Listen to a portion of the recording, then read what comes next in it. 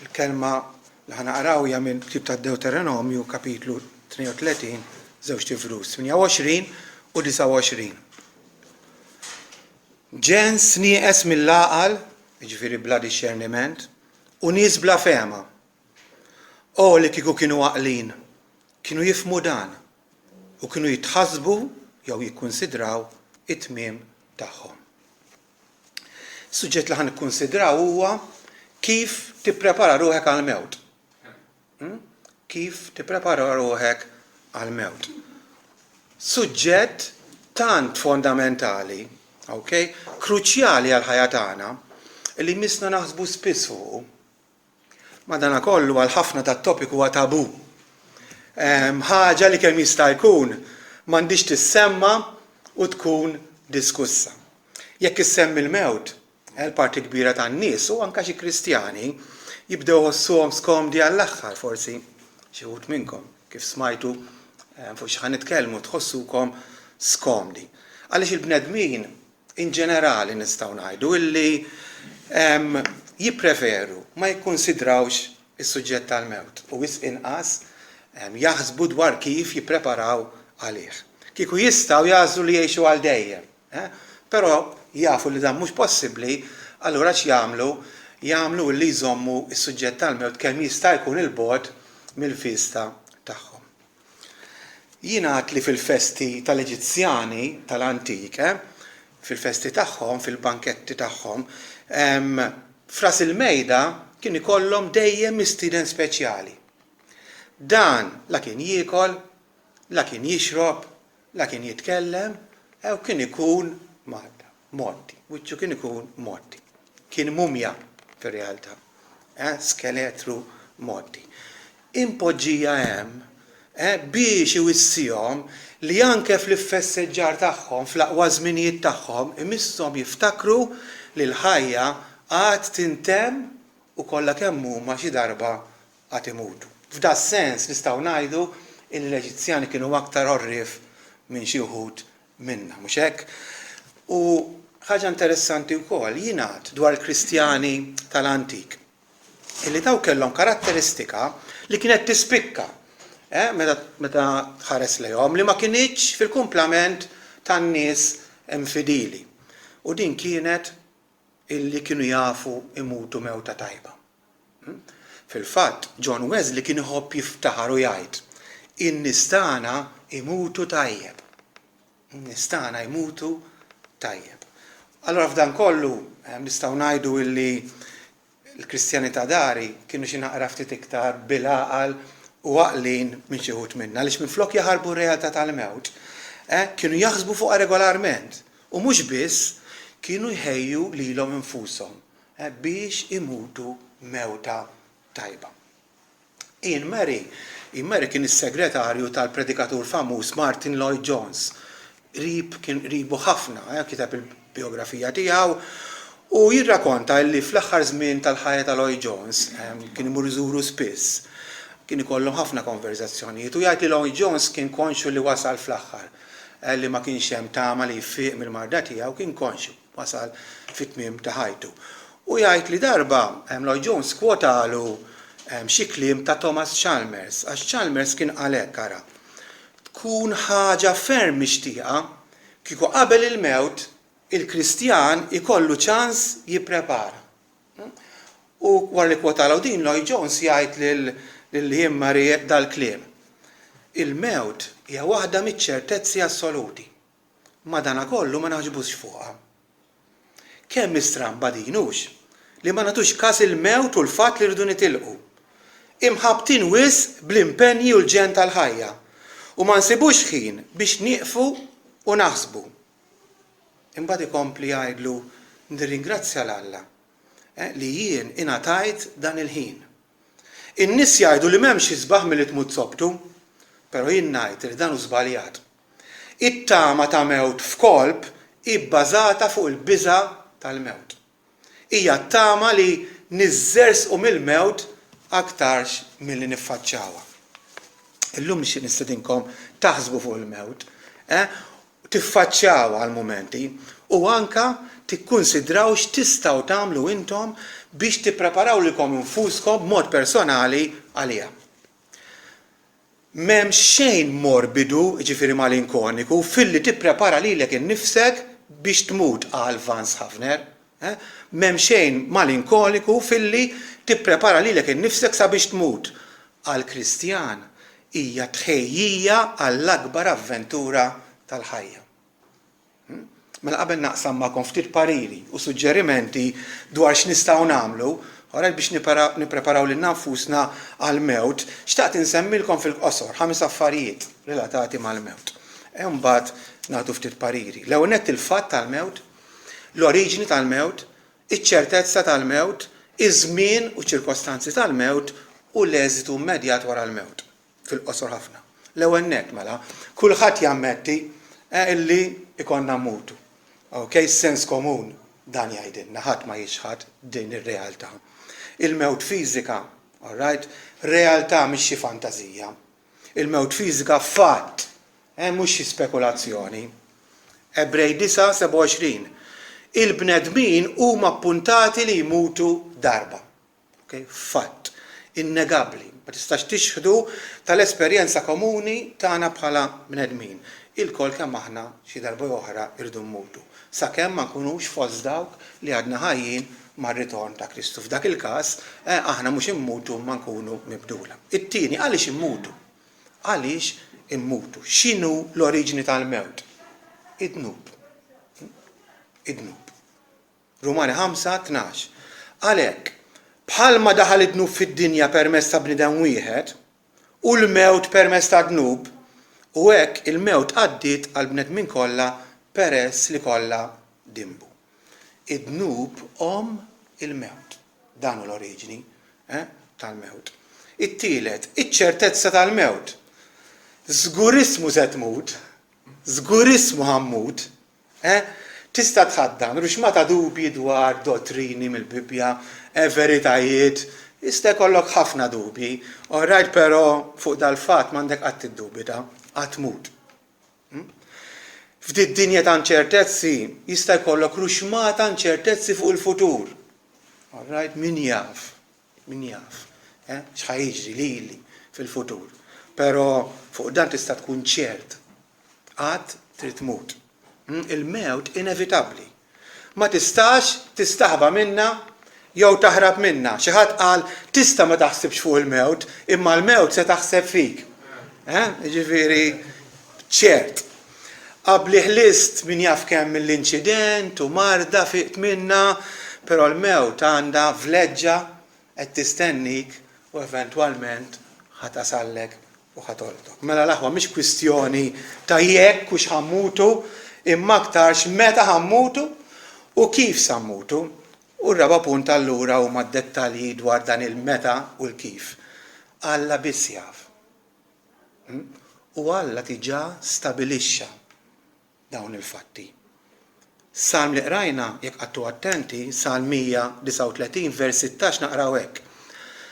Għajnejk raw is-sostanza mhux iffurmata tiegħi u fil-ktieb tiegħek kienu kollha miktuba l-jiem li kienu maħtura għalija meta kien għadu m'hemmx waħda minnhom.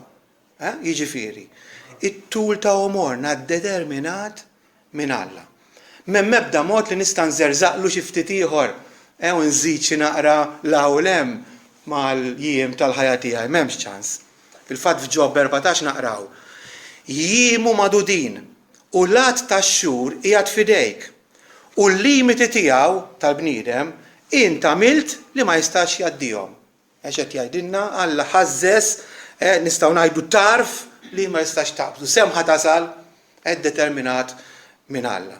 Anka l-mod, kif ħammutu u kollu maħtur u deċiż minn Alla tallimna l-Iskrittura mqazza. Per eżempju waqt l-ikla il-Mulej Sidna qal għax bin il-bniedem ta' bil-ħaq imur, ġifieri jmut, bin il-bniedem ta' bil-ħaq imur skont x'kien iddeterminat. Ġifieri skont x'kien diġà maqtuh b'digrit. Luqa 22. Mela xejn, inkluża l-mewt tagħna ma tiġri b'kombinazzjoni b'xi aċċident jew b'koinċidenza. Okay? Alla tiġa appunta l-ħwejjeġ kollha fil-pjan tiegħu mill-eternità. U ħajaħdem kollox skont il-fema tajba u għarfa tiegħu. Forsi mhux dan aħjar? Mhux aħjar għajdu li intom.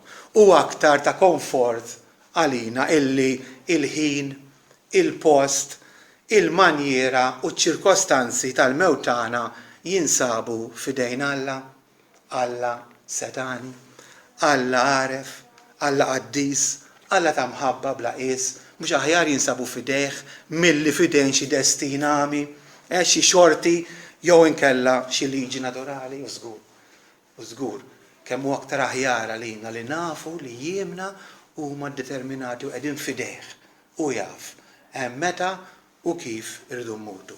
U finalment il-ħames punt l-eżitu immedjat tal-mewt, ir-riżultat. Ebrej 9:28 naqraw. U bħalma l-bnedmin huma appuntati li jmutu darba u wara dan jiffaċċjaw il-ġudizzju. Dak huwa l-eżitu immedjatament wara l-mewt, kull bniedem irid jiffaċċja l-ġudizzju personali u wara l-ġudizzju xemm jistennih jew l-ogħla barka inkella l-miżerja estrema mingħajr ebda tama ta' relief.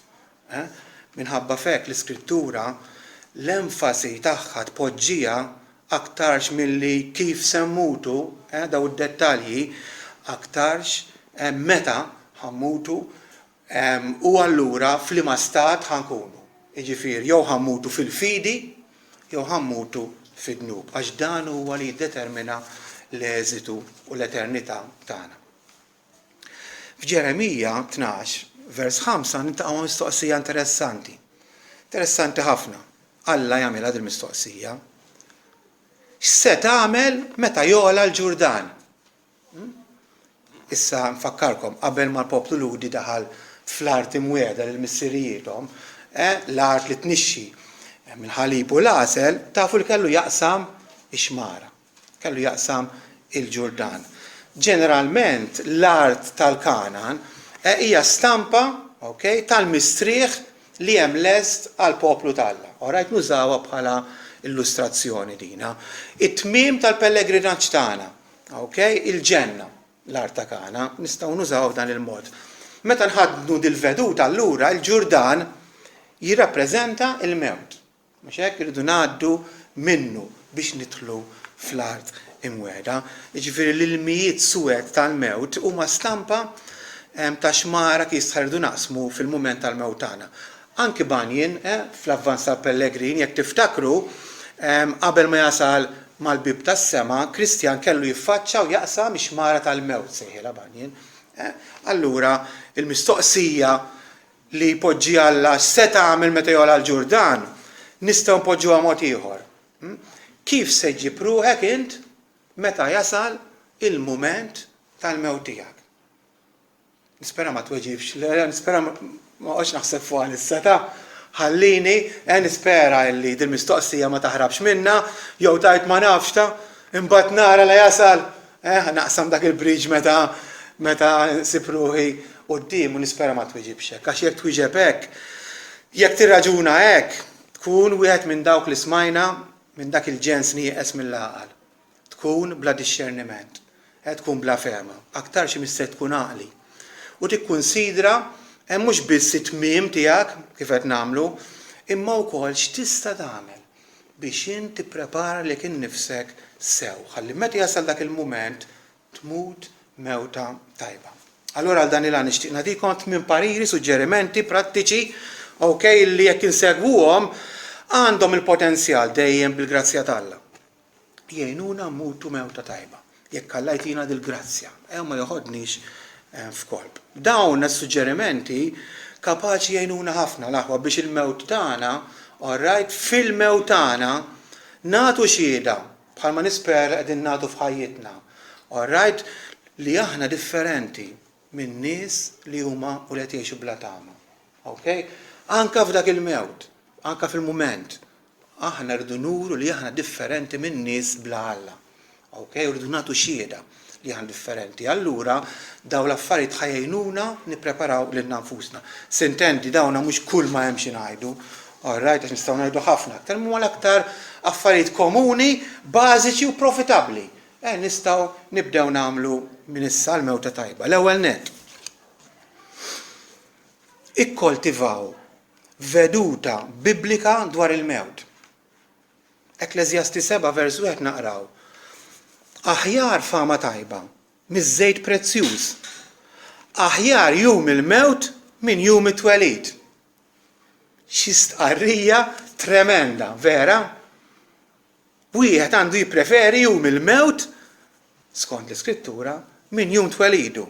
X'differenza mill-femijiet ta' ħafna nies, ta' ħafna minna. Li maħna nippreferu l-jum ta' twelid u niċċelebrawh u nagħmlu l-parties fil-birthdays mill-jum ta' mewt.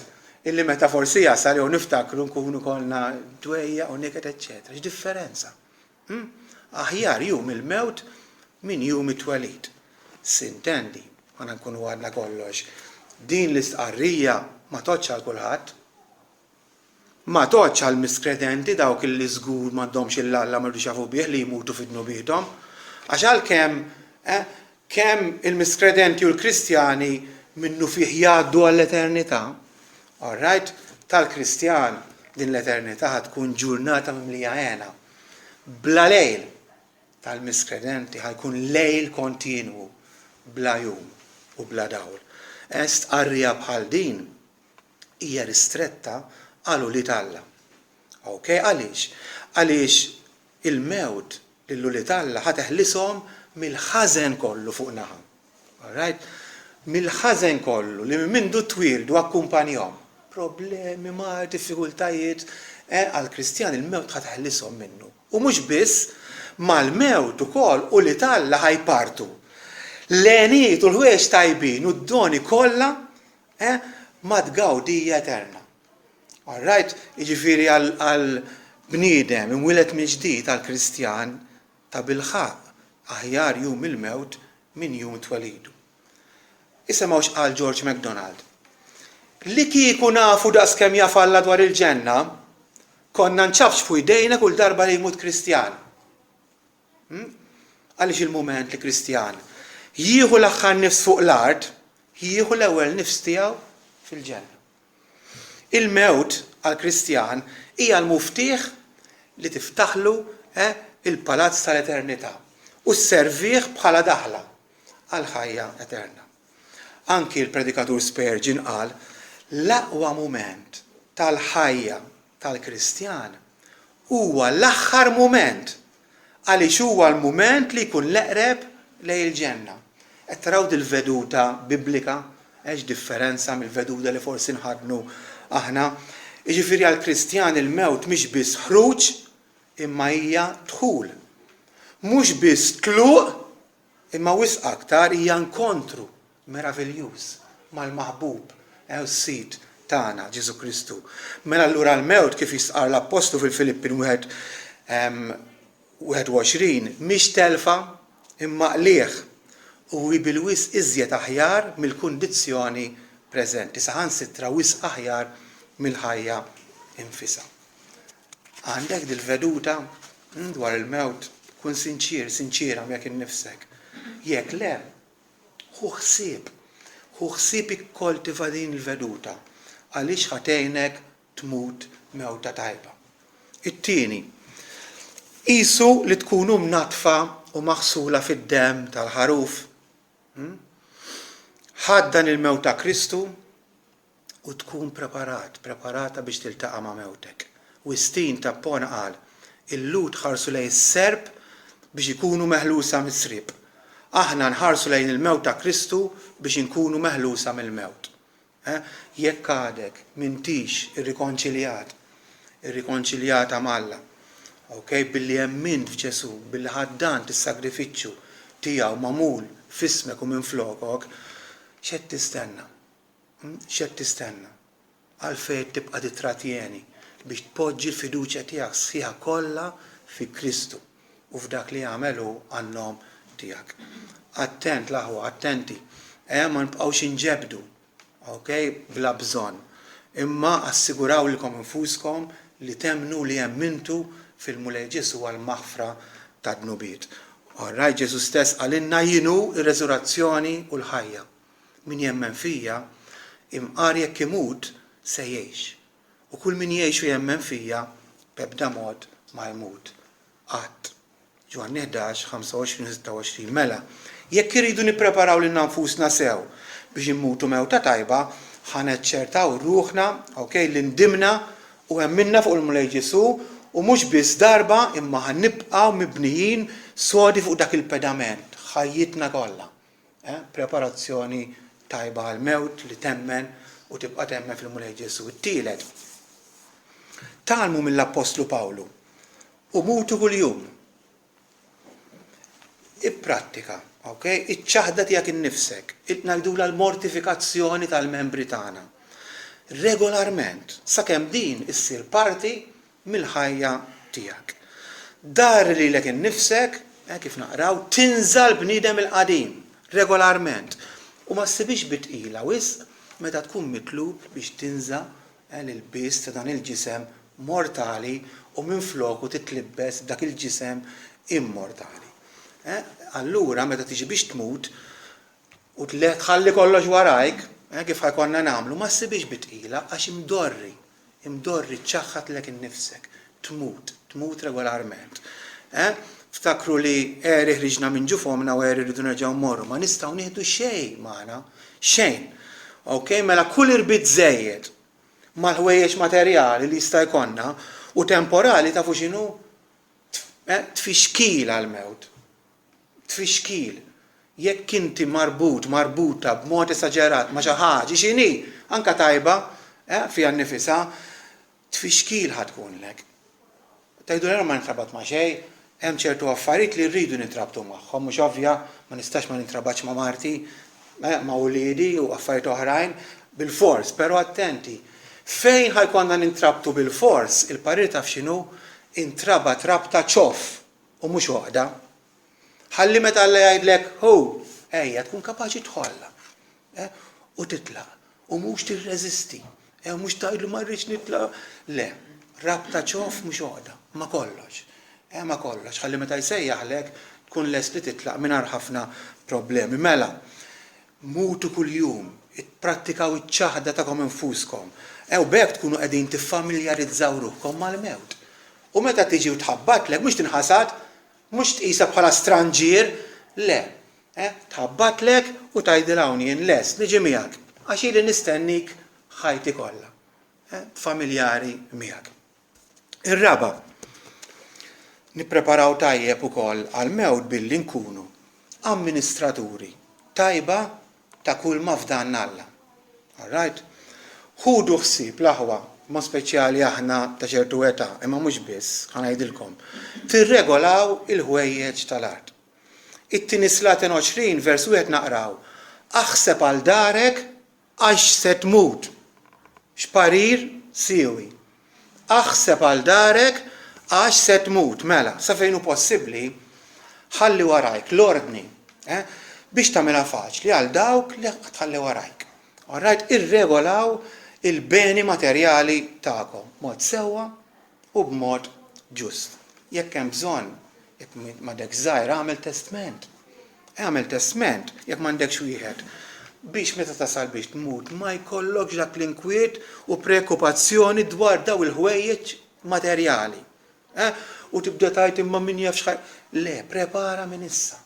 Alright, jekk għadek żgħir tista' tagħmel darba fis-sena, għamel karta wajtara jiena dawn l-affarijiet biex tibda tipprattika nixtieq nħallihom il-loħt il-ħija.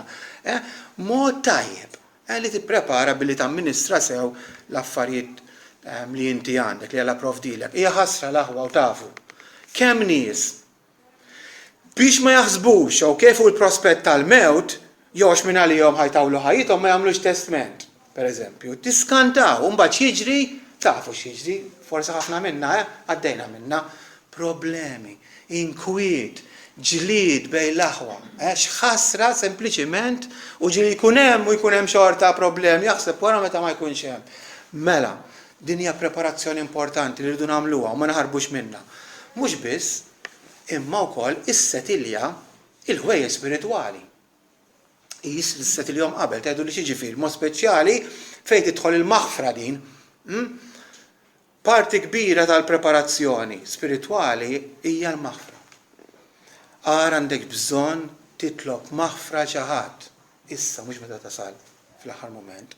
U ara jekk għandek bżonn tagħti l-maħfra xi ħadd li naqsek li weġġak. Importanti ħafna dina. Okay? Is-settilja l-ħwejjeġ spiritwali qabel. Mela, amministrazzjoni tajba llum twassal għal inqas dispjaċir u nkwitana. Okay? Il-ħames, tissottovalutax il-mewt. L-ewwel Korinti 15:26, il-mewt l-aħħar għadu. Okay? Tqis il-mewt bħala xi ħaġa ħafifa. Okay? Xi wħud naqraw fl-istorja dana li jgħixu tajjeb ma jmutux tajjeb, ma jmutux b'mod vittorjuż. Li tmut glorjożament, hija ħaġa kbira. Okay, ħaġa kbira. Ħankunu konfidenti ma realistiċi dwar il-mewt. Rajt nammettu li anke xi Kristjani ġenwini jistgħu jkollhom mumenti fejn jitbeżżaw mill-mewt.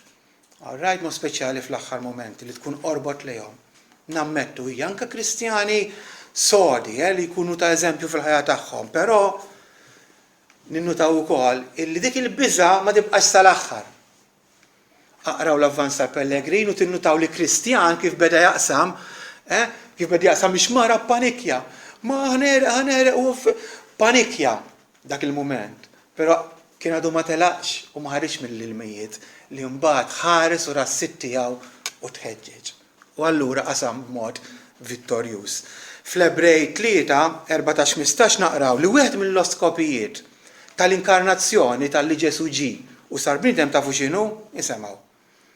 Sabiex permezz tal-mewt tiegħu jeqred lil dak li għandu l-potenza tal-mewt, ċoħe x-xitan, u jillibera l dawk li bil-biża tal-mewt kienu ħajjithom kollha suġġetti għal jasar. Ġesu ġie wkoll biex lilek jilliberak mill-biża tal-mewt. L-aħwa ma nkunux imjasrin bħala Kristjani, imwerwra mill-mewt. Mixjieda sabiħa din, li tkun imbeżza, mod speċjali jekk għandek dil-veduta biblika. Min issa mela, rridu nitolbu lil-Alla li jeħlisna minn din il-biża. U dak kollu li għandna bżonn nippreparaw għalih nippreparawh. Mela tissottovalutaw il-mewt. Il-mewt mhix ċajta, tbeżżal ħafna. Is-sitta, dan parir vera tajjeb ukoll. Aħsbu fuq il-mewt. Fl-aħjar żmien ta' ħajjitkom, mhux fl-aħħar żmien. Martin Luteru kien jagħti parir mill-aqwa. Alright, u kien jgħinhom in-nies biex jippreparaw tajjeb għall-mewt, kien jgħidilhom hekk. Iffamiljarizzaw ruhkom mal-mewt, meta għadkom b'saħħitkom, meta l-mewt tidher li għadha fil-bogħod. Meta mbagħad il-mewt toqrob lejkom, tiffissawx fuqha imma ffokaw fuq Kristu. U kien iżid ħaġa oħra. Fis-sija tal-mewt, lanqas m'għandna niffukaw u nifissaw ħarsitna fuq dnubietna għal darb'oħra. Dan imissa nagħmluh meta tngħixu. Issa niffukaw fuq dnubiet, issa naħsbu fuq il-mewt u mhux fl-aħħar mumenti. Mela dan huwa l-mument li jien tibda regolarment taħseb fuq il-mewt u tipprepara għaliha. F'dawk il-mumenti tal-aħħar l-aħwa ejja ndawru ħarsa tagħna, okay? Fuq affarijiet oħra u mhux fuq il-mewt. Pereżempju fuq il-premju li hemm jistennina. Indawru ħarsa tagħna fuq il-mulej Ġesu, fuq il-grazzja li rċevejna, fuq is-salvazzjoni. Dak il-ħin il-ħarsa tagħkom mhux fuq il-mewt, imma fuq dawn l-affarijiet. Issa ċans, issa l-mument li ħarsitna indawruha fuq il-mewt. Mela ħanżommu quddiem għajnejna l-Kristu il-grazzja u anke l-ħajja eterna f'dak il-mument. Is-seba' mbagħad nikkoltivaw mixja kontinwa u intima ma' Ġesu u ħajja ta' servizz lejh. Jekk trid tkun preparata biex tintaqa' mal-mewt, għejx minn issa f'komunjoni kontinwa u intima ma' Kristu Ġesu. Isemgħu Kalvinu x'jgħid. Għejx fi Kristu, għejx fi Kristu u l-laħam ma jkollux għal xiex jibża mill-mewt. Għejx fi Kristu, f'komunjoni miegħu u ma tibżax mill-mewt. jekk trid tkun preparat għall-mewt, ukoll għejx ħajja ta' qadi, ta' servizz, involvi ruħek. Għaliex? Għaliex jgħidu l-aqwa tħejjija l-irqad x'inhu mhux ix-xogħol?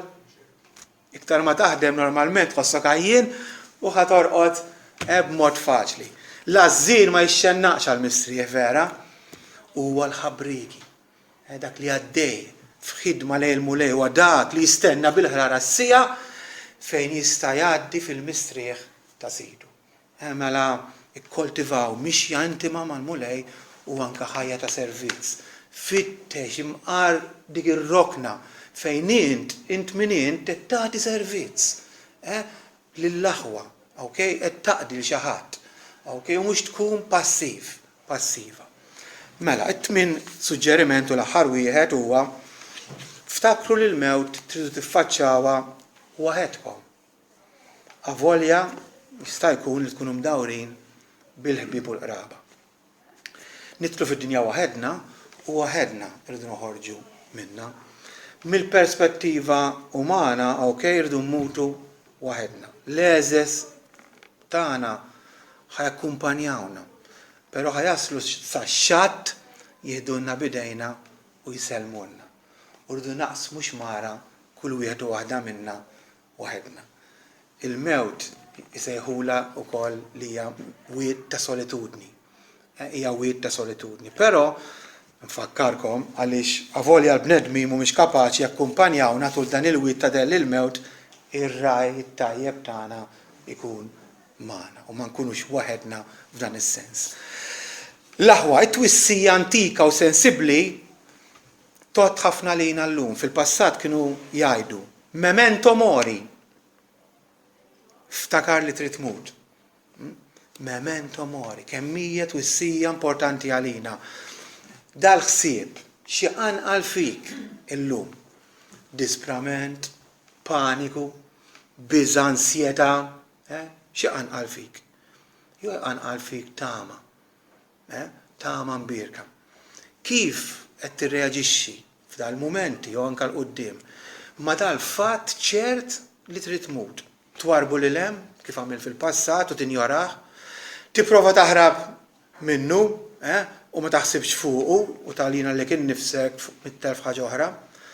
Tqarrab wien nifsek u tgħid bħalli kieku ħatgħix għal dejjem, jew li fadallek ħafna jien għadni żgħira. Ngħidilkom b'kull rispett u b'dimensa xi wħud minnha qabli jinsabu eqreb lejn il-mewt milli nirrealizzaw. Qabel insabu eqreb lejn il-mewt milli nirrealizzaw. U allura ejjew nibdew nagħtuha priorità u nħejju lil nfusna minn issa. Thomas Foxcroft jgħid hekk: il-preparazzjoni għall-mewt hija l-aktar ħidma importanti tal-ħajja. L-iktar ħidma importanti li inti missek tkun qed tagħmel, preparazzjoni għall-mewt. Din mhix xi ħaġa li ssir fl-aħħar mumenti, imma hija xi ħaġa li għandha ssir tul ħajjitna. Mhix xi ħaġa faċli, okay? Żgur għall-bidu ħodbi tħossok skomdu, moħħok qiegħed jaħseb il-kontra, però trid issir. U jala tibda ssir millum il-qudiem. Jekk nippreparaw lil nfusna sewwa, il-gwadan ħajkun kbir. Ħajkun kbir. L-għadu il-mewt isir ħabib. Is-saħta, forsi l-idea li jkollna li saħta, ssir barka. Is-sejħa biex nitilqu allura ma ssirx xi ħaġa mistkerħa, imma xi ħaġa mixtieqa. Minflok nirreżistu li Alla jrid isu ħajoħodna bil-forza kontra x-xewqat u rida tagħna mal-Apostlu Pawlu bħalu nsiru kapaċi nistqarru għandi l-leblieba ħalli nitlaq. U nitlaq u nkun ma' Kristu, għax dan hu wisq aħjar, xi gwadan mill-preparazzjoni tal-mewt. Jekk inkunu preparajna sew, fil-mument li toqrob lejna l-mewt, minflok nintlew bil-biża', ansjetà, tafu x'nesperjenzaw? Kuraġġ, rassenjazzjoni kalma, sabar, ringrazzjament u tafu wkoll x'nesperjenzaw? Ferħ. Ferħ fl-aħħar mumenti, Calvinu nerġa'. Ħadd ma jkun għamel progress fl-iskola ta' Kristu, ħadd ma jkun immatura spiritwalment, jiġifieri, qabel ma jitgħallem jistenna bil-ferħ xiex il-jum ta' mewtu u r-reżoluzzjoni finali. Ejwa l-aħwa gwadan kbir, preparazzjoni għal-mewt, minflok dubji, rajt li kidduna, tipproduċi fina assigurazzjoni ħelwa. Tpoġġilna għanja fuq ir-ruħ tagħna, inkunu nistgħu nistqarru nkantaw imqar jekk nimxi tul il-wied ta' del il-mewt ma nibża minn ebda ħażen għax inti miegħi. Poġġi għanja fil-qalb tagħna. Xejn ma jista' jifridna mill-imħabba t'Alla murija fi Kristu. Xejn lanqas il-mewt. Dina tiġi riżultat tal-preparazzjoni tajba tal-mewt. Nesperjenzaw faraġ, sliem u nkunu kapaċi b'konfidenza nitolbu anke t-talba ta' Sidna Ġesu Kristu missier fidejk jien nikkommetti ruħi. Fl-aħħar momenti jalla Alla jtina din l-ingrazzja li nitolbu l-istess talba ta' Sidna. U ma' Augustus Toplady jekk ma konna ħin nitolbu u ċans nitolbu għal xejn jalla l-aħħar kliem ta' ħajjitna jkunu f'dawn l-idejn xejn minn se ssib ħlif li naqbad mas-salib. Mela l-aħwa jalla preparazzjoni tagħna tkun tali u f'mod tajjeb din. Jalla l-preparazzjoni tagħna tkun tali illi meta tasal is-sija biex immutu ma jfdlinna xejn x'nagħmlu ħlief li mmutu. U meta dal-korruttibbli ikun jitlibbes l-inkorruttibilità u dal-mortali ikun tlibbes l-immortalità, imbagħad tkun seħħet il-kelma miktuba. Il-mewt imbelat fil-vittorja. Ja mewt, fejn għal-vittorja tiegħek? Ja mewt, fejn in-niggiża tiegħek? In-niggiża tal-mewt id-dnub. U s-seta ta' dnub il-liġi. Imma grazzi l-Alla li jagħtina l-vittorja permezz ta' Sidna Ġesu Kristu. Amen. Ta' bilħaq il-mewt mietet meta Ġesu irxoxta. Amen.